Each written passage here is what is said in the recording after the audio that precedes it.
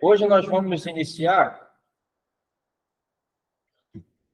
propriamente o livro de Apocalipse, né? E nós vamos hoje lembrar de uma coisa que a gente falou que é para trás, que Apocalipse são sessões, ok? Se lembram disso? Que a gente falou? Apocalipse são sessões. Então, nós iremos ver hoje a primeira dessas 7 sessões. A primeira dessas 7 sessões vê o Cristo ressuscitado e glorificado, andando entre os 7 candeeiros de ouro. Ela é encontrada nos capítulos 1 a 3. Então, nós vamos começar a trabalhar essa primeira sessão. João passa a escrever, em obediência a Cristo, cartas para cada uma dessas 7 igrejas. A visão de Cristo glorificado junto com as cartas às 7 igrejas forma essa primeira sessão. Ok? Então, nós vamos começar vendo essa primeira sessão, entendendo que tem sempre está abarcando ali algumas coisas da vinda de Cristo até o retorno da segunda vinda dele, ok? Sempre vai ser isso. E a gente vai estar analisando quando chegar e vai ser bem claro para a gente. Tá legal? Então, vamos começar. Vamos abrir Apocalipse, capítulo 1. Hoje a gente vai ver vamos tentar ver até o versículo 6. Apocalipse, versículo 1 em diante. Revelação de Jesus Cristo, ao qual Deus lhe deu para mostrar aos seus servos as coisas que em breve devem acontecer, e que ele, enviando o seu anjo, deu a conhecer a seu servo João, que atestou a palavra de Deus e o testemunho de Jesus Cristo quanto a tudo o que viu. Bem-aventurado aquele que lê, e bem-aventurados aqueles que ouvem as palavras da profecia e guardam as coisas nela escritas, pois o tempo está próximo. A gente não quer ler Apocalipse, né? Mas bem-aventurado é quem lê. João, as 7 igrejas que estão na província da Ásia. Que a graça e a paz estejam com vocês, da parte daquele que era, que há de vir. Da parte dos 7 espíritos que estão diante do seu trono, e da parte de Jesus Cristo, a fiel testemunha, o primogênito dos mortos e o soberano dos reis. Esses serão os textos que a gente estará, o texto, na verdade, que a gente estará trabalhando hoje. Tá? Vamos ver se a gente consegue terminar. Bem, o prefácio, o início aqui, ele obedece às convenções, né, antigas, ao declarar o autor, o propósito e o conteúdo do texto, ok? Então, esse prefácio aqui, ele já fala sobre o quê? Sobre o autor, sobre o propósito e o contexto, e o conteúdo do texto. Revelação de Jesus Cristo, a qual Deus lhe deu. Então, a primeira coisa que a gente vê é que a mensagem ela tem 5 pessoas aqui envolvidas, né? Deus dá a Jesus, olha lá, revelação de Jesus Cristo, a qual Deus lhe deu, para mostrar aos seus servos as coisas que em breve devem acontecer. Olha o propósito, olha o conteúdo também. E que ele, enviando o seu anjo, deu a conhecer a seu servo João, que atestou a palavra de Deus e o testemunho de Jesus Cristo, quanto a tudo que viu. Então, em primeiro lugar, a gente vê que... O que é Apocalipse, gente? O que é Apocalipse? Revelação, né? A tradução é revelação. A ideia é ter alguma coisa com um pano cobrindo e você tira o pano e você entende. Né? É a revelação das coisas que aconteceram, as coisas que iriam acontecer, que estavam acontecendo. Né? O Senhor traz, então, para eles a revelação. Por isso que o nome é Apocalipse. É diferente, porque essa ideia de Apocalipse acabou se tornando algo pesado, né? Você vê os filmes apocalípticos. Quando você falar Apocalipse, você já vê final de tragédia, né? Coisas terríveis acontecendo, terremotos. Mas, na verdade, Apocalipse é revelação. Né? Então, a gente entende que é algo que está sendo declarado descortinado para a gente, ok? Então ele começa, a mensagem tem origem em Deus, o Pai é entregue a Jesus Cristo, o Filho, e revelada a João através de um anjo. Então Deus dá a Jesus, Jesus entrega um anjo entrega a João, e João entrega quem? A igreja, o anjo da igreja. Olha o processo, né? Podia já mas tem processo aqui, não é verdade? Muito interessante. João testemunha escrevendo a mensagem e todos são encorajados a ler. Revelação de Jesus Cristo, a qual Deus lhe deu para mostrar aos seus servos as coisas que em breve, esse em breve aqui dá um problema com os futuristas, né? Aqueles que acham que tudo é lá para frente, é freado aqui, porque é em breve. E nós estamos falando em breve lá, no período lá em torno de 96, né? Ali por Domiciano. Então, as coisas que em breve vão acontecer são as perseguições pelo imperador. Ok? Então, a gente não pode cometer um suicídio anacrônico, certo? Não entendendo que tudo que está sendo escrito aqui são para as igrejas daquele momento, que estão passando coisas tremendas ali, ainda que haja coisas que vão para o futuro, mas não podemos perder de vista que isso tem um destinatário imediato. Não alguém que vai nascer lá no futuro, mas ali alguém que vai passar por aquelas coisas. Ok? E ele continua. O testemunho de Jesus soma-se ao de João para validar a origem divina das visões registradas no livro. Vamos continuar aqui.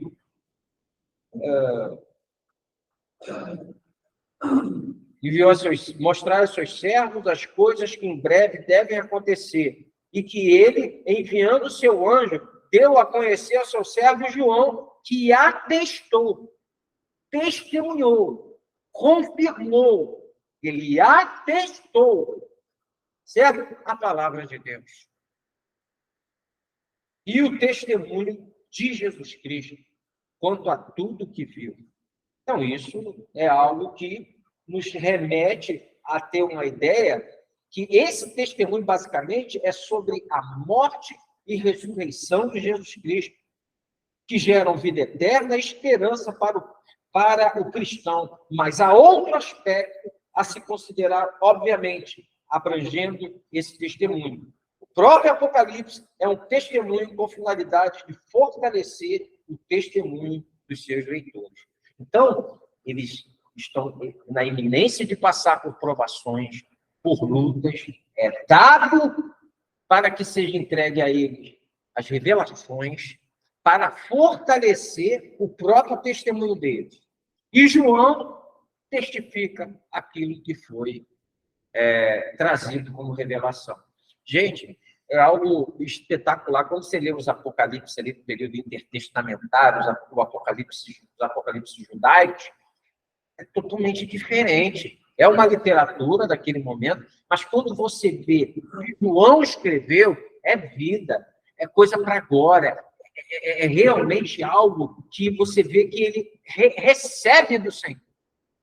É algo que ele tem a visão, é algo extraordinário. Deus entrega isso a ele.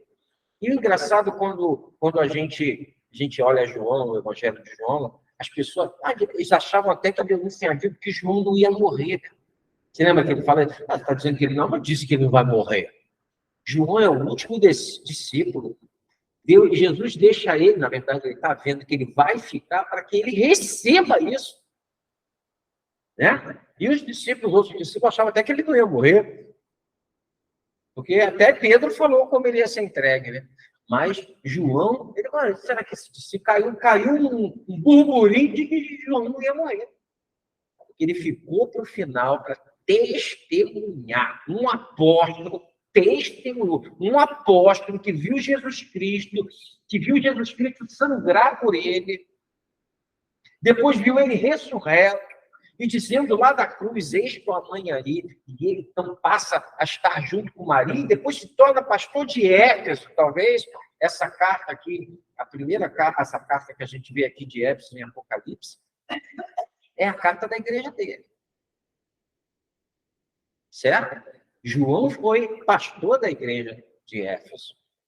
E foi a ele que Jesus na cruz disse, né, eis tua mãe, mulher, eis teu filho.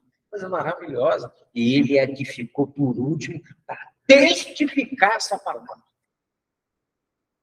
Você consegue pegar a grandiosidade disso? Deus preservando alguém ilibado, alguém com testemunho de vida, alguém que ele entregou a própria mãe para ser cuidado. A igreja de Éfeso. João era tão fiel à palavra que ele andava pelas ruas de Éfeso, dizendo, irmãos, amai-vos uns aos outros, amai-vos uns aos outros. Filhinhos, a importância de Cristo em ensinar que eu e você devemos nos amar uns aos outros, amar, socorrer, cuidar. Você é espetacular, né? Você é maravilhoso. E era o filho do trovão. Olha quem que Deus fez nesse trovão. Não, gente, é algo maravilhoso, só Deus mesmo para fazer essas coisas. João receberia na ilha de Patmos, novamente, a palavra e o testemunho. Ele já recebera e tinha visto e ouvido Jesus dar testemunho da veracidade da palavra, né, lá em João. Agora, ele a receberia novamente, e no devido tempo, deveria ser lida em voz alta, nos cultos com outras porções da Escritura. Olha só que coisa maravilhosa no versículo 3, lê comigo. Bem-aventurado. Esse bem-aventurado é feliz. Bem-aventurado aquele que lê. Todo mundo quer ler. Dá trabalho. Aprender Apocalipse, né? Bem-aventurado aquele que lê. E bem-aventurados aqueles que ouvem. Era para ser lido com as demais escrituras. As palavras dessa profecia. Bem, essa profecia aqui, não, muitas vezes na palavra de Deus, a profecia, né? A gente pega muito do Antigo Testamento, esse profeta que chegava. Não, gente, no Novo Testamento, a profecia é quando você fala a palavra de Deus. Ela é a profecia. O que a gente está fazendo aqui é profetizar no sentido de estar trazendo aquilo que Deus está falando. Quando alguém prega no domingo, ele está sendo um profeta, ele está profetizando, ele está trazendo a palavra de Deus. Então, em muitos momentos, porque a gente às vezes fica muito preso ao dom do profeta, né? Mas a profecia aqui, ela é aquele que prega a palavra de Deus, aquele que traz a palavra de Deus. Essa é a profecia. Olha o que ele fala lá. Bem-aventurado aquele que lê, bem-aventurados aqueles que ouvem as palavras da profecia e guardam as coisas nelas escritas, pois o tempo está próximo. Então, um mensageiro, o anjo da igreja, ele ia trazer essa palavra que Deus deu a Jesus, entregou ao anjo para entregar a João, e João entregou ao anjo da igreja, o pastor, e agora ele ia trazer essa profecia, que era a revelação. Isso descortina muita coisa, não é verdade? Coisa maravilhosa. Vamos continuar. Esta é a primeira das 7 bem-aventuranças em Apocalipse. Algumas exortam os santos a perseverar e a viver a vida exemplar à luz dessas profecias. Outras prometem recompensas futuras, se assim procederem. Vamos ver essas que prometem, né? Que, na verdade, exortam para que eles vivam a vida exemplar à luz dessas profecias. Abra comigo o capítulo 3, a gente já viu aqui. Agora, o 16:15. Abra, por favor, o 16:15, Apocalipse 16:15. Ele vai ficar trabalhando aqui, fica fácil, tá? Apocalipse 16:15. Diz assim: eis que venho como vem o ladrão. Eis que venho como vem o ladrão. Olha que coisa maravilhosa. 7 bem-aventuranças em Apocalipse. Essa aqui a gente está vendo é a segunda, lá. Ó. Eis que venho como vem o ladrão. Como é que o ladrão vem? Sem avisar. Não é verdade? Bem-aventurado aquele que vigia e guarda as suas vestes, para que não andem nu e não se veja a sua vergonha. Aqui é uma alusão ao pecado. Andar nu, não tirar as vestes ou não sujar as vestes, tem a ver com santidade. Ok? Bem-aventurado aquele que vigia e guarda as suas vestes. Você tem guardado as suas vestes, meus irmãos? Onde você tem ido, com quem você tem andado, com quem você tem colado? Será que você está na arte da garça? Ou você ainda não tem condições de estar na arte da garça? Tem gente que já tem condições de estar na arte da garça. Se você não tem condições de estar na arte da garça, corta o braço, corta o pé e arranca o olho. Ok? 22:7. 22, Apocalipse 22:7. Eis que venho sem demora. Bem-aventurado aquele que guarda as palavras da profecia deste livro. Certo? Exortação a viver uma vida exemplar à luz dessa profecia. Agora vamos ver as recompensas futuras, para os, na verdade, as bem-aventuranças futuras para aqueles que assim procedem. Vamos para 14:13. 14:13. Então ouvi uma voz do céu dizendo: escreva, bem-aventurados os mortos que desde agora morrem no Senhor. Sim, diz o Espírito, para que descanse das suas fatigas, pois as suas obras os acompanham. Olha as boas obras acompanhando os servos de Deus, né? Pela graça sois salvos, mediante a fé. E isso não vem de vós, é dom de Deus, não por obras, para que ninguém se glorie, pois somos feituras dele, criados em Cristo Jesus para as boas obras.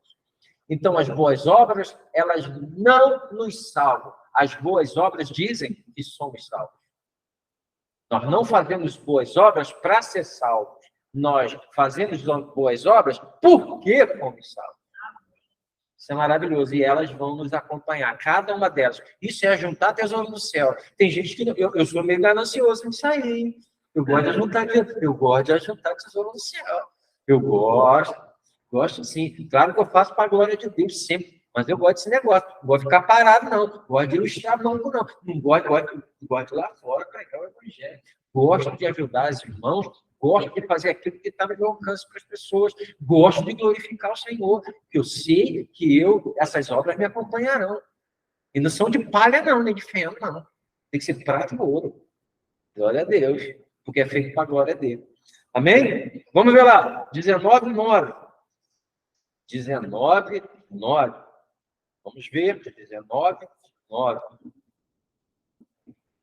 Diz assim: então o anjo me disse: escreva, bem-aventurados aqueles que são chamados à ceia das bodas do Cordeiro. E acrescentou: são estas as verdadeiras palavras de Deus. São estas as verdadeiras palavras de Deus. Bem-aventurados chamados à ceia da boda do Cordeiro. Aqueles que vão estar ceando com o Senhor. Né? Aqueles que aguardam o seu retorno. Aqueles que o verão. Bem-aventurado esses. Né? Você é um bem-aventurado, vai ver a face do Senhor, seja porque vai chegar a tua hora ou porque ele vai voltar.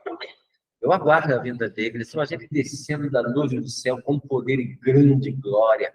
Isso é maravilhoso, né? Isso é maravilhoso, gente. Isso é maravilhoso demais. 26. Capítulo 20, versículo 6. Bem-aventurado e santo é aquele que tem parte na primeira ressurreição. Sobre esta, a segunda morte não tem poder. Qual é a primeira ressurreição? O novo nascimento. Bem-aventurado aqueles que têm parte na primeira ressurreição. Sobre esse, a segunda morte, não tem poder. A morte física vem, mas a morte espiritual jamais. Pelo contrário, serão sacerdotes de Deus e de Cristo, e reinarão com eles 1000 anos. Ressuscitando, já estamos reinando. Nós já estamos reinando. O pecado já não domina mais. Nós reinamos em vida. Certo? Nós estamos começando o reino aqui. Já somos sacerdotes dele. Podemos entrar na presença dele, oferecer orações e intercessões. Somos sacerdotes dele. Povo de propriedade exclusiva dele. Isso é um privilégio. Vocês têm um privilégio de ter sido chamados a reinar em vida, poder fazer escolhas, porque antes do novo nascimento, vocês eram escravos do pecado. Não conseguia parar. Mas hoje vocês têm a condição de fazer escolhas no Senhor, a livre agência. E escolhas que glorificam o nome dele. Antes vocês só podiam envergonhar o nome dele. Hoje vocês podem glorificar o nome dele. Porque o Espírito que habita em vocês é santo. Ele inclina vocês às coisas de Deus. Quem tem o Espírito de Deus, quem tem o Espírito de Deus, anda no Espírito de Deus. Por isso que ele fala, andai no Espírito, e jamais satisfareis os desejos da carne. Porque o Espírito que está em você vai te levando para as coisas de Deus. Isso é estupendo, maravilhoso. 22:14. 22:14. Bem-aventurado aqueles que lavam as suas vestes, para que tenham direito à árvore da vida, e entrem na cidade pelos portões. Se lembra que foi nos vetada? Foi nos vetado. Tá certo? Vedado, perdão. Foi nos vedado o acesso à árvore da vida, não foi? Em Adão foi nos vedado. Colocado um anjo lá para a gente não comer daquilo lá. A gente não viver para sempre. Mas aqui, os que lavaram suas vestiduras no sangue do Cordeiro, agora, o que diz lá? Bem-aventurado aqueles que lavam suas vestes para que tenham direito à árvore da vida. Vida eterna. Vamos comer desta árvore da vida. Agora foi aberto. Agora nós podemos chegar lá. E entrem na cidade pelos portões. Está na figura aqui, claro, tudo mais, mas é para que a gente entenda. Ok? Então, essas são as 7 bem-aventuranças de Apocalipse. Uma te exorta a viver, né? Tem a ver com a santidade, e a outra é a recompensa, né? Futuras para aqueles que assim procedem. Em Apocalipse, né? Macarios, bem-aventurado, é empregado semelhante às bem-aventuranças de Mateus e Lucas, Mateus 5 e Lucas 6. Aquelas bem-aventuranças aqui é aplicada de maneira semelhante. E a palavra bem-aventurado é Macarios. Ok? Repete comigo, tem quem? Macarios. Bem-aventurado. Macarios. Ok? Elas trazem tanto exortações, padrões esperados por Deus, quanto consolo, recompensas prometidas aos fiéis. As bênçãos de Deus acompanharão os que perseverarem. Pelo menos, assim. Agora vamos ver aqui o versículo 4. Capítulo 1, versículo 4. Capítulo 1, versículo 4. Voltem lá, turma. João, as 7 igrejas que estão na província da Ásia. A gente já viu muito sobre isso aqui, né? Pelo menos 10 igrejas haviam sido implantadas na província da Ásia, quando João escreveu Apocalipse. Portanto, deve ter havido alguma razão para que escolhesse 7 delas. Éfeso, a mais próxima é a Éfeso. Esmirna e Pérgamo, ela vai seguindo para o norte, essas igrejas, a Esmirna e Pérgamo, vai seguindo para o norte. E a Tiatira, Sardes e Filadélfia, Laodiceia, para o sudeste. Ok? Lá de cá. Essas 7 igrejas representam a totalidade da igreja através da presente dispensação. Então, essas 7 igrejas, elas acabam sendo um símbolo, né? Nessa dispensação, para que, representando todas as igrejas. Então, essas igrejas, elas nos representam. Tanto é que muitos dos problemas nessas igrejas a gente vê na nossa. É ou não é? A de Éfeso a gente vê a falta de amor. Filadélfia a gente vê amor. Né? A Laodiceia a gente vê esfriamento. Gente satisfeita consigo mesmo. Né? Porque estava com dinheiro, cidade rica. Jesus fala que está pronto para vomitar. Isso é terrível. Então a gente viu esse mesmo problema em todo o período histórico. Isso é muito bacana. Graça e paz. Graça e paz. Que a graça e a paz estejam sobre vocês. Graça, né? Charis é o termo grego. Graça é uma coisa mais helenizada. Paulo escreve, né, em grego, João está escrevendo em grego. Então, eles usam graça e paz. Paz é shalom. Já é um termo judaizante, né? Então, como a igreja é uma, entre os judeus e os gentios é uma só, graça e paz. Ok? Graça e paz, essa saudação típica se encontra na maior parte das cartas neotestamentárias. Graça, charis, ou charis, né? Charis, era a saudação helenística comum e paz, shalom, a saudação hebraica tradicional. Até hoje o judeu fala isso, shalom, shalom. Por isso vocês me veem muito falando isso. Graça e paz. Unifica dois povos em um. Graça e paz. E nas cartas neotestamentárias, tu vê os filhos falando isso. Graça e paz da parte daquele. Graça e paz, graça e paz, graça e paz. E é como se os escritores cristãos dissessem, agora em Cristo, vocês podem experimentar o que antes era só esperança, a saber, a graça e a paz. Perdão, era só uma esperança, a saber, a graça e a paz. Então, agora a gente experimenta aquilo que era dado só aos judeus. Agora nós também, gentios, experimentamos isso. E de maneira específica lá os gregos, porque eles estão vivendo numa cultura grega. Roma, quando domina o mundo, a Roma abraça a cultura grega. O grego koiné, o grego comum, continua sendo falado em todo o império. Né? A cultura helenista ela é muito abrangente, ela chegou para a gente aqui. Então, esse termo é muito interessante. Voltemos lá. João, as 7 igrejas que estão na província da Ásia, graça e paz estejam com vocês. Da parte daquele que é, que era e que há de vir. É como se perdão, daquele que era, que é, que há de vir. Aqui fica confirmado que o governo de Deus está presente e é iminente, mesmo em meio a toda a força do mal que ele estava permitindo temporariamente. Então, graça aquele que é, que era, que é e que há de vir. Isso me demonstra, me remete a entender que Deus governa. E isso é uma perspectiva que muitas vezes uma pessoa que não nasceu de novo ou não conhece a palavra de Deus, ela tenta muitas vezes dizer, se aconteceu isso comigo, Deus não existe.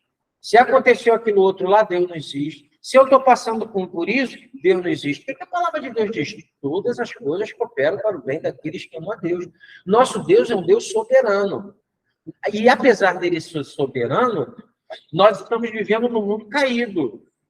E mesmo estando vivendo no mundo caído, não há uma folha que caia do pé da árvore sem que ele permita. Óbvio que na hora que passamos por tribulação, a gente não gosta. No momento que a gente passa por dor, a gente não... Ah, que maravilha, estou sofrendo. Ninguém fala assim. Mas nossa mente tem que estar enraizada de que Deus governa. Eles iriam passar por perseguições. Eles iam ser mortos, a família deles iam ser trucidadas. Mas mesmo assim, você tem que entender que Deus está no governo. A coisa é tão escancarada que Apocalipse, Jesus vai acabar com Satanás com soco. Quando ele começa a disciplinar, quando ele começa assim, de uma maneira bem clara, a gente vê que o poder dele, ele não precisa mexer a mão, é só falando. Ele criou o mundo com a palavra. Então, muitas vezes nós vemos as pessoas que não são cristãos, somente os escritores, né, os filósofos, eles criam as teodiceias. Vocês sabem o que é teodiceia? Teodiceia é uma narrativa que nós criamos para o mal que sobrevém. Nós criamos narrativas. Muitas vezes nós somos acusados de sermos uma narrativa. Não, o diabo fez isso. É uma narrativa, uma explicação para o mal. Então, isso muitas vezes acontece na nossa mente. A mente daqueles que não creem em Cristo, ele cria uma narrativa, uma teodiceia para explicar o mal que sobrevém à sua vida. Né? E a gente, muitas vezes, tem que se desconstruir aquilo ali. Porque o ser humano, ele cria narrativa. Ele cria uma teodiceia, né, em relação ao mal.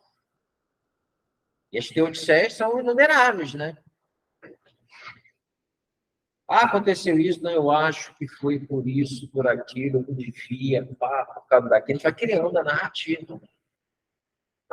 A nossa teodiceia, a nossa explicação do mal. O cheiro da tela deve estar te irritando. Essa explicação para o mal. Você já passou por alguma coisa na sua vida que você criou uma teodiceia? Criou uma teodiceia? Mas, em última instância, Deus está governando mediante tudo isso daí. Né?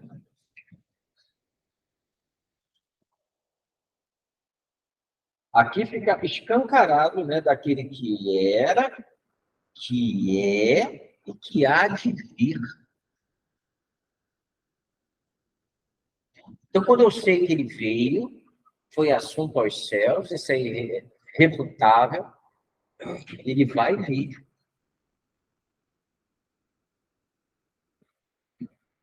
Ainda que a gente não veja, a gente pode partir antes, mas a nossa esperança tem que ser essa, de vê-lo voltar e fazer justiça. Eu não quero um milênio lá na frente, não, pelo amor de Deus. Lá mais longe, eu quero que ele desça e cumpra aquilo que ele falou. Né? Vamos continuar. Aquele que era e que há de vir, da parte dos 7 espíritos que estão diante do trono. Bem, 7 espíritos que estão diante do trono. O que é isso, gente? O que vocês acham que é os 7 espíritos que estão diante do trono? Refere-se ao Espírito Santo na plenitude de suas operações e influências no mundo e na igreja. Isaías 11:1 vai dar uma descortinada para a gente. Abra Isaías 11:1. Isaías 11:1.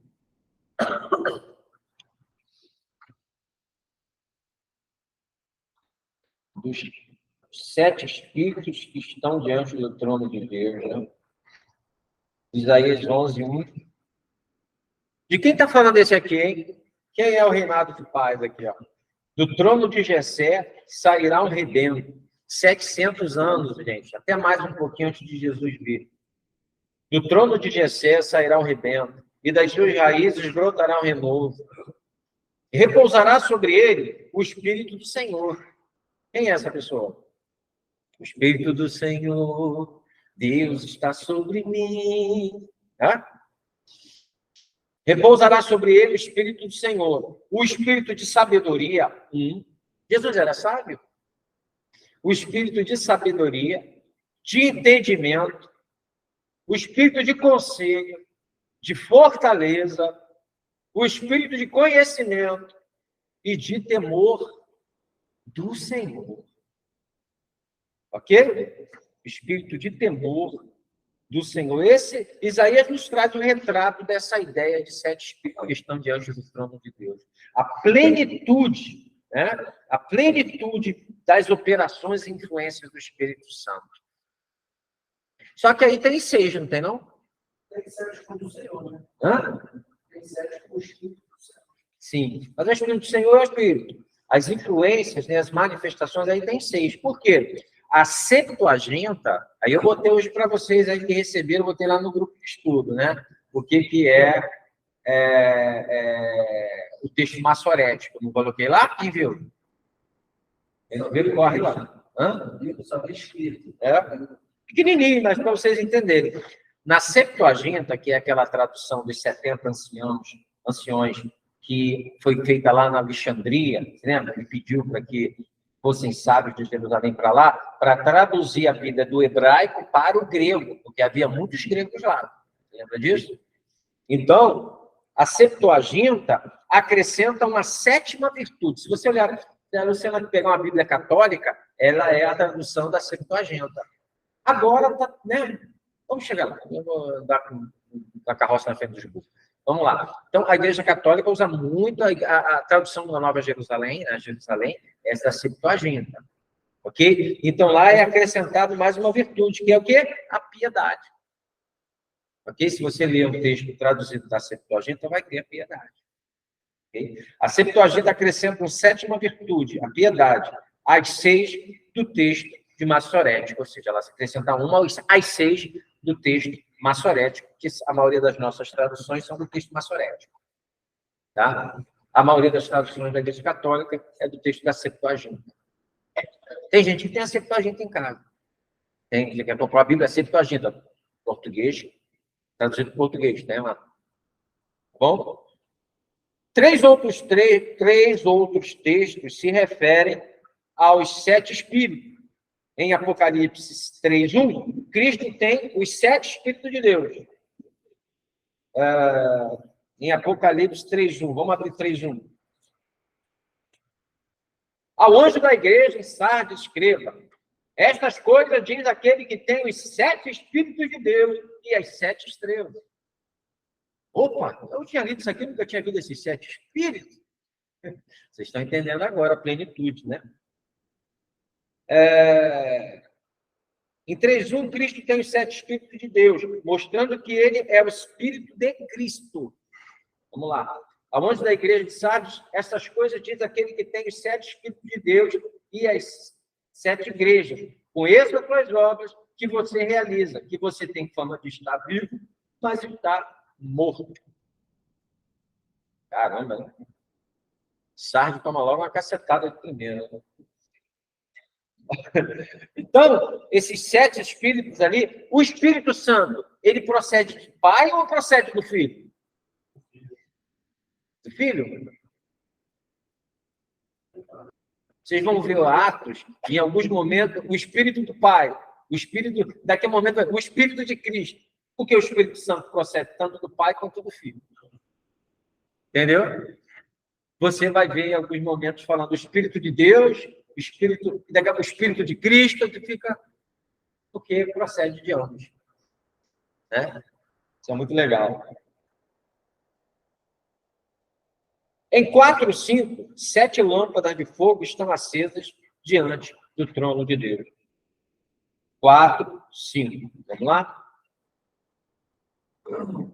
Do trono saíam relâmpagos, vozes e trovões, e diante do trono estavam acesas 7 tochas de fogo, que são os 7 Espíritos de Deus. Simbolizando. Zacarias 4 vai falar alguma coisa também desses candelabros aqui, né? Dessas tochas. 5:6. Então vi no meio do trono e dos 4 seres viventes, e entre os anciãos em pé, um cordeiro, que parecia que tinha sido morto. Ele tinha 7 chifres, bem como 7 olhos, que são os 7 Espíritos de Deus, enviados por toda a terra. Agora fala de Cristo. Né? Então, são essas as referências sobre os 7 Espíritos de Deus, a influência abrangente do Espírito Santo. Resumo, o Espírito Séptuplo é tanto de Deus, nos textos de 3:1 e 4:5, quanto do Cordeiro, nesse que a gente viu agora, 5:6. Então, o Espírito é tanto do Pai, quanto do Filho. A natureza sétupla do Espírito, aqui, deve-se também ao fato de que ele ministra as 7 igrejas. 7 Espíritos ministram as 7 igrejas da Ásia, onde o Espírito é a base da mensagem. O Espírito é a base da mensagem. E a chave para que elas para que elas, as igrejas, entendam e obedeçam. Por isso que ele diz, ouçam o que o Espírito diz às igrejas. Ainda que a mensagem venha de Deus para Jesus, de Jesus para o anjo, o anjo para João, João para a igreja, ouça o que o Espírito diz à igreja. Sem o Espírito Santo, não entendemos a palavra de Deus. Sem o Espírito Santo, porque a palavra de Deus é loucura para os que se perdem. Por isso que a palavra de João vai falar que o Espírito Santo foi dado para te convencer do pecado, da justiça e do juízo. Os apóstolos, quando escreveram aquelas coisas todas, Jesus falou que o Espírito iria fazer eles se lembrarem dessas coisas.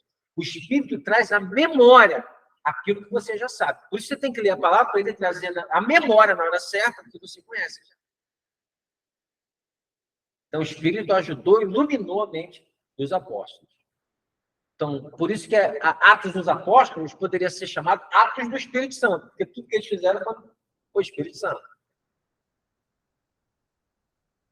Foi derramado, não é verdade? Fiel testemunho. Vamos ver essa parte. Fiel testemunho. Vamos ver o que tem a ver com isso.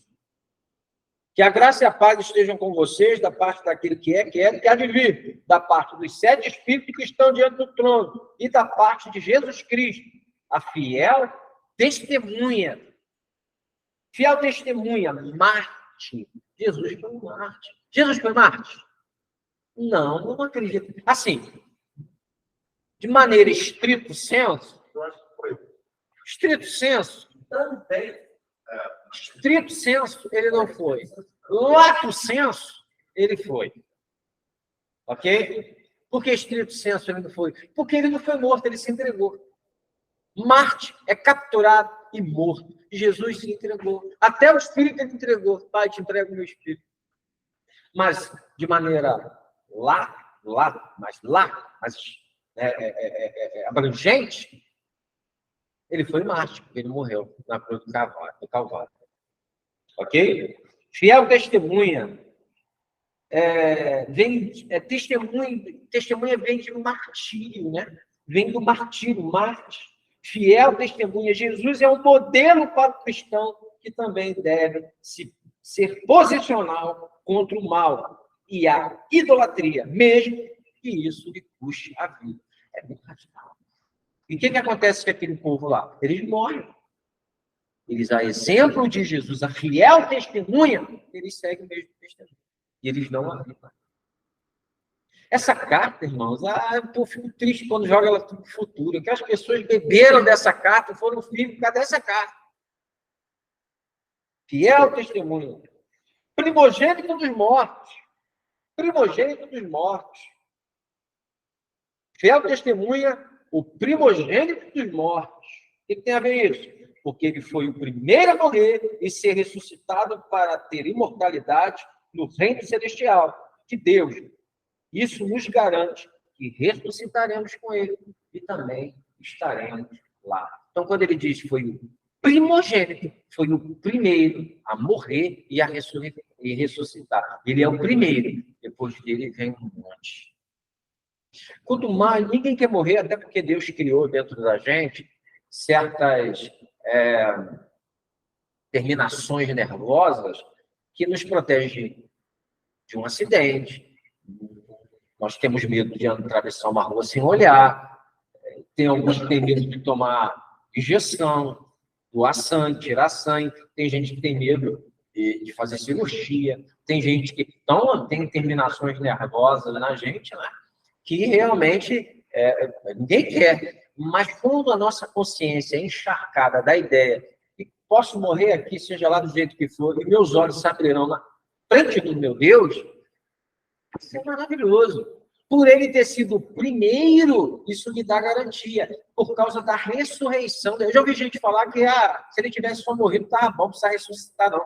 Mas a ressurreição é a garantia da nossa justificação, porque Deus aceitou o sacrifício dele, o ressuscitando dos mortos.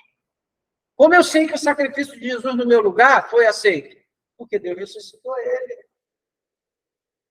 A promessa era que ele não veria a corrupção. O corpo dele não entraria em putrefação. Pelo contrário, ressuscitou o terceiro dia e foi glorificado. Então, o meu corpo também será assim, um corpo glorificado. O nosso fim maior, já falamos aqui, o nosso final não é o céu. O nosso final é novo céu e nova terra. Por isso que a gente precisa de corpo ressuscitado. Claro, nós teremos corpos espirituais, né? Corpos glorificados. Se há corpo natural, há corpo espiritual. Né? O argumento de Paulo lá em Coríntios 15, né? Por que Deus não vai nos ressuscitar para ficar andando no celestial? Ele vai nos ressuscitar para colocar nessa terra. E a gente tem a guerra entre os luteranos, porque os luteranos dizem que Deus vai destruir tudo isso aqui e vai criar uma nova terra. Vai criar, os luteranos dizem assim, né? Vai criar uma nova terra. Vai vir uma terra lá de cima nova e essa aqui vai explodir, vai acabar. Vai ser queimada por fogo. Já os reformados dizem não. Deus vai queimar, Deus vai purificar essa terra, mas vai ser essa terra aqui. Isso é coisa do testemunho de Jeová. Não, gente, o testemunho de Jeová tem 100 e pouquinhos anos. Reformado fala isso mais de 500. Baseado em quê, pastor? A terra geme aguardando a redenção dos filhos de Deus. Não somente ela, nós também gememos aguardando a redenção, a revelação dos filhos de Deus. A terra geme.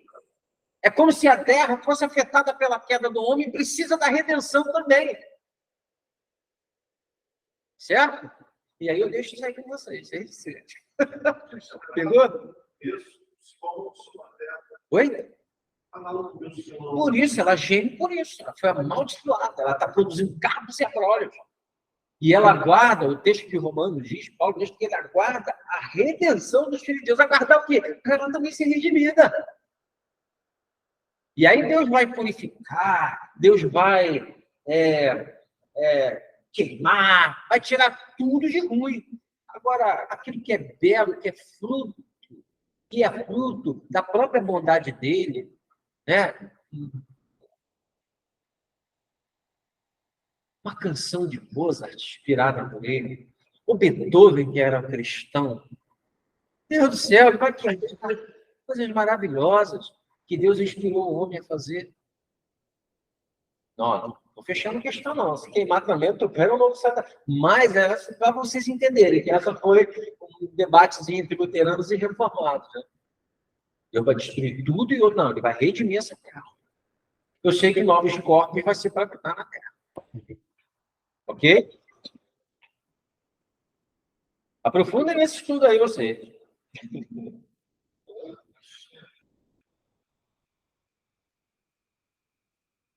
Essa noção ocorre primeiro em Colossenses 1,18. Deixa eu ver que noção é essa. Colossenses 1,18. Colossenses 1,18. Colossenses 1,18. Ele é o cabeça do corpo que é a igreja. Ele é o princípio, o primogênito dentre os mortos, para ter a primazia em todas as coisas. Então, esse consenso, essa ideia, esse conceito de primogênito dentre os mortos já tinha sido elaborado. Ele é o primeiro dentre os mortos. Primeiro que ressuscitou. Primeiro que veio à vida. Ele é o primeiro dentre os mortos. Ok? O soberano entre os reis. Voltemos lá para o Apocalipse. Ele também é o quê? Soberano sobre os reis.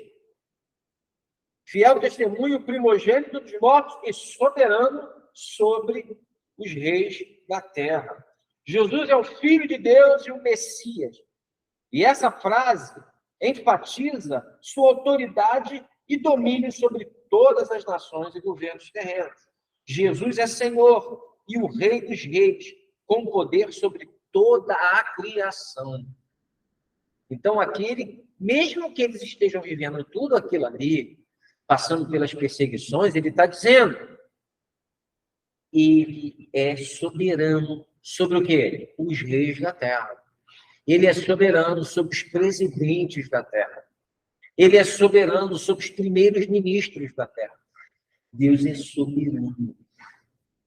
Provérbio vai dizer que como o rio está na mão do Senhor e ele guia, assim ele guia o coração do rei.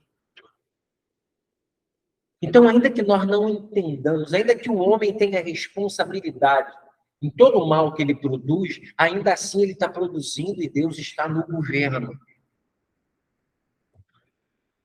Redimindo, transformando, usando até o diabo é servo de Deus. Lutero dizia que Satanás é um cachorro que está na mão de Deus com a coleira e segurando aqui. Ele vai até onde Deus deixa. Entendeu? Mas ele é um cachorro que está debaixo da coleira de Deus. Quando ele tocou em Jó, ele foi falar com Deus. A gente tem que ter um cuidado com esse dualismo, preto e branco, bom e mal, guerra entre Deus. Não, Deus não está em guerra com o diabo. Parece que as igrejas pregam, parece que é o diabo, é Satanás, vamos orar que Deus agora vence, vamos ajudar o Senhor. Então, o que é isso? Satanás está na coleira de Deus. Ele vai acabar com ele. Você acha que ele está fora do controle de Deus? Está fora do controle de Deus. Então, esse negócio, foi o diabo que me fez fazer isso. Foi o diabo. Não, vamos assumir a responsabilidade. Vamos entender que ele trabalha nos filhos da desobediência, como diz Efésios, né? Do príncipe da potestade de lá, que agora atua nos filhos da desobediência. Vamos saber que ele arma, vamos saber que ele usa pessoas, que ele joga ideias, vamos entender tudo isso. Que temos as nossas responsabilidades, que temos que vigiar, tudo isso aí está tudo bem. Mas não perca de vista que ele é um cachorro, ele é um cão na coleira de Deus, como Lutero disse. Ok? Isso é extraordinário, é grande demais. E a gente descortinar esse negócio que Deus está lutando no reino, no octógono, né? Com o diabo. E agora, vamos lá, e dá um batalhão, e não sei o quê. Não, Deus não está fazendo isso, não. Ele não vai nem encostar, é sopro. E essa perspectiva, ele prende você nas igrejas, prende você com temor, prende com irmão, é livre. Vigia, ora, seja guiado pelo Espírito, lê a palavra, e entenda isso. Entenda isso.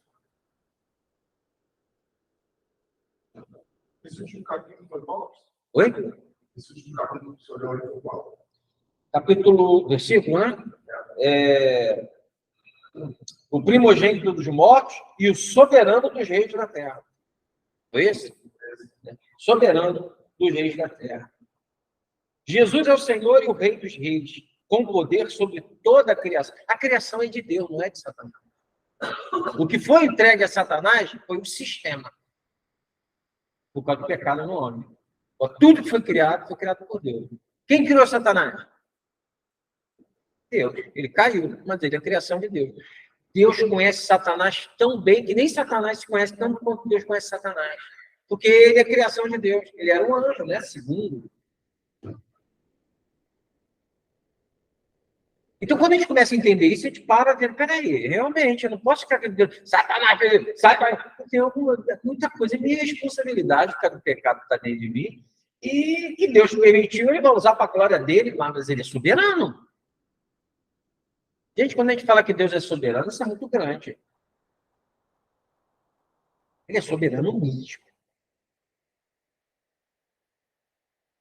Imagina, Paulo, aprisionado, tendo que descer pelo cesto, queriam apedrejar ele, morto depois em Roma, Jesus também, Paulo, João, decapitado, e Deus está no governo. E Deus permitiu. Isso é difícil, mas é uma maturidade de você entender. Deus permitiu, tudo bem. Eu louvor que Deus me deu, Deus tomou, bendito seja o nome do Senhor. É graça. É graça. Tudo que a gente tem, tudo que é graça. E propósito. Ele tem propósito. Tudo que ele faz com a gente seja dar, seja tirar, tem propósito.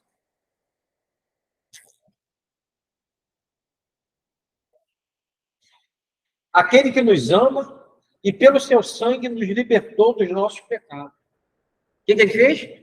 Nos libertou dos nossos pecados. Os nossos pecados agora não é mais senhor da gente. Ele já não é mais, ele não nos algema mais. Nós pecamos porque somos pecadores, não tem jeito. Mas o pecado, ele já não nos domina, porque não estamos debaixo da lei, e sim da graça. A graça é entender que Jesus morreu pelos meus pecados. E o pecado perde a força quando eu sei que o preço dele já foi pago. E aí o Espírito Santo é enviado para mim, para que me dê força para andar na lei que me acusava. Hoje eu amo a lei. Hoje eu amo a lei. Antes eu amava, mas ela me matava. Porque eu não conseguia andar nela. Hoje, com o Espírito Santo habitando em mim, hoje eu consigo praticar a lei. Não tem outro Deus. Tudo aquilo lá. E quando a gente falha, ela não nos condena mais. Porque toda a condenação da lei caiu sobre quem? Jesus.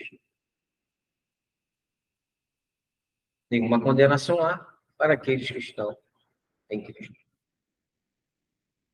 Isso quer dizer que você vai pecar? Então aí, essa mensagem aí, então quer dizer que está tudo certo, já pagou o preço do pecado, é graça, vou cair dentro. Se você fizer isso, você nunca nasceu de novo. Você está se iludindo, você nunca entendeu nada. Se você fizer isso deliberadamente, achando que é a razão, você não entendeu o evangelho. Você não nasceu de novo. Você não tem espírito. Que é o espírito que nos convence do pecado, da justiça e do juízo. Se você não está convencido do pecado, tem algum problema contigo. Provavelmente o espírito não está trabalhando. Que ideia, né? O espírito trabalhando. Ok? Aquele que nos ama e pelo seu sangue nos libertou dos nossos pecados. E nos constituiu reino, sacerdotes para o seu Deus e Pai. A ele a glória e o domínio para todo o sempre. Nós nos constituiu reis. Como eu falei, nós reinamos. E sacerdotes. Porque hoje a gente pode entrar no Santo dos Santos pelo novo viver do caminho e podemos interceder pelas outras pessoas, como os sacerdotes faziam no Antigo Testamento. Ele nos constituiu sacerdotes. Nesse aspecto, nós somos sacerdotes. Não no aspecto, eu falo, eu sou pastor, eu sou sacerdote. Não, porque eu não tenho nenhum cordeiro para sacrificar. Porque sacerdote agora somos todos nós. Porque oferecemos um culto racional a Deus, diretamente, e podemos interceder pelas outras pessoas e por nós mesmos. Podemos entrar no novo e vivo caminho. Aí as pessoas aí fora, não, vou buscar o pastor tal, porque o pastor tal tem poder. Não, você é servo. Pode entrar no Santo dos Santos. Você pode pedir oração para aquela irmãzinha mais humilde, serva verdadeira. Tem uma irmãzinha aqui, humilde, que ela veio aqui sexto para a gente, aqui na esquina. Ela até da presbiteriana ali, agora ela está aqui, porque ela era da presbiteriana. Uma irmã humilde, mas convertida, salva, apaixonada por Jesus. Pede oração para aquela irmã, meu irmão. Melhor do que você ir lá no cowboy, não vou falar o nome de ninguém, no cowboy, porque ele tem uma oração poderosa, peça essa irmãzinha, a intimidade dela com Deus. Você não tem ideia. Ou ir lá no templo, né, Formoso, em São Paulo, pedir oração de um dos 300, 400, 500, sei lá quanto. Pega essa irmãzinha daqui que tu vai ver uma coisa. Se Deus quiser, ele vai fazer por causa do quebrantamento, da fé e do que ele fez no coração dessa mulher. Se ele não fizer, é porque ele não vai fazer com ninguém. Não adianta procurar lugar nenhum. Só se tu der uma de Saul, né? Saul foi lá falar com Samuel. Pseudo Samuel. O cara queria a resposta. Quando a gente quer uma coisa e Deus fala não, muita gente vai buscar em outro lugar. Eu sei que vocês não farão isso. Falou, Senhor, já feito sua vontade. Este que vem com as nuvens. Não é isso que fala lá no Mateus? Ele virá entre as nuvens do céu, com poder e grande glória. Este que vem, ele vem com as nuvens do céu, e todo olho Então ele não vem secreto, prega ali no Monte das Oliveiras, leva a igreja e saiu da tua direita, vai lá para o céu, fica 7 anos, a tribulação come aqui com os... Não, todo olho o verá. Aí eles vão dizer, não, senhor, mas essa é da segunda etapa da segunda vinda. Mas não está isso. Aqui está dizendo, pô, verá. Está falando de uma segunda etapa da segunda vinda. Todo olho o verá. Até mesmo aqueles que os transpassaram. Aqueles que o crucificaram. Vai vê-lo também. Aqueles vão ver. E todas as tribos da terra se lamentarão por causa dele. Tem aquele louvor do José Rodrigues, né? E toda tribo verão e lamentarão. É que é? Esqueci. Se lamentarão e verão o sinal do Filho do Homem vindo sobre as nuvens com poder e grande glória. Maravilhoso. Você vê esse louvor muito bacana. Mas é isso, as pessoas se lamentarão. O senhor não vai precisar provar nada 1000 anos depois que ele é o cara. As pessoas se lamentarão, porque a Maiane pregou para alguém e ela rejeitou. Porque o Marcelo pregou para alguém e ele rejeitou. Porque o Johan pregou para alguém e ele rejeitou. Porque a Luciana pregou para alguém, a irmã Sheila pregou para alguém, a Teca pregou para alguém e rejeitaram. E eles vão se lamentar por isso. Porque eles vão, caramba, é isso mesmo. Eles vão se lamentar. E nós vamos nos alegrar. Quando ele voltar, nos alegraremos, nos regozijaremos nele e eles lamentarão. Pior coisa que tem. Se lamentarão por terem rejeitado a promessa do Evangelho. Eu sou o Alfa e o Ômega. É a mesma coisa dele dizer, eu sou o A e eu sou o Z. Eu sou o princípio, eu sou o fim. Eu sou o Alfa e o Ômega, diz o Senhor Deus, aquele que é e que há de vir, o Todo-Poderoso. Aqui é mistura, né? Eu sou o Alfa e o Ômega, diz o Senhor Deus, aquele que é e que há de vir, o Todo-Poderoso. Mas quem há de vir é Jesus, porque Jesus é o próprio Deus. Aqui diz Deus, mas é porque Jesus é o próprio Deus. Né? Eu sou o Alfa e o Ômega, diz o Senhor. As letras do alfabeto grego. Alfa e Ômega são a ômega final. Eu sou o Alfa e o Ômega, diz o Senhor Deus. Aquele que era, que há, que é e que há, que era e que há de vir. O Todo-Poderoso. Então, gente, esse texto é extraordinário. Vamos dar uma lidinha para a gente encerrar nesse texto novamente? Ver se agora, quando vocês lerem, a luz brilha nos olhos de vocês. Vamos lá. Revelação de Jesus Cristo, a qual Deus lhe deu para mostrar aos seus servos as coisas que, em breve, devem acontecer, e que ele, enviando o seu anjo, deu a conhecer ao seu servo João, que atestou a palavra de Deus e o testemunho de Jesus Cristo quanto a tudo que viu. Bem-aventurado aquele que lê, e bem-aventurados aqueles que ouvem as palavras da profecia e guardam as coisas nelas escritas, pois o tempo está próximo. João, às 7 igrejas que estão na província da Ásia, que a graça e a paz estejam com vocês, da parte daquele que é, que era e que há de vir. Da parte dos 7 espíritos que estão diante do seu trono, e da parte de Jesus Cristo, a fiel testemunha, o primogênito dos mortos e o soberano dos reis da terra. Aquele que nos ama e pelo seu sangue nos libertou dos nossos pecados e nos constituiu reino, sacerdotes para o seu Deus e Pai. A ele a glória e o domínio para todo sempre. Amém. Eis que ele vem com as nuvens, e todo olho verá, até mesmo aqueles que os transpassaram, e todas as tribos da terra se lamentarão por causa dele. Certamente. Amém. Eu sou o Alfa e o Ômega, diz o Senhor Deus, aquele que é, que era e que há de vir, o Todo-Poderoso. Amém? Ficou claro esse texto? Certo? Então, a gente vai trabalhar a partir de agora, sim, com o Apocalipse. Pegando as sessões, certo? E explanando ele à luz de outros textos, de Daniel, né? E a gente vai estar elucidando o Apocalipse, tá? Com toda a bagagem que vocês receberam, que é amilenismo, pós-milenismo, pré-milenismo, dispensacionalismo, tá? Ok, gente? Alguma pergunta aí?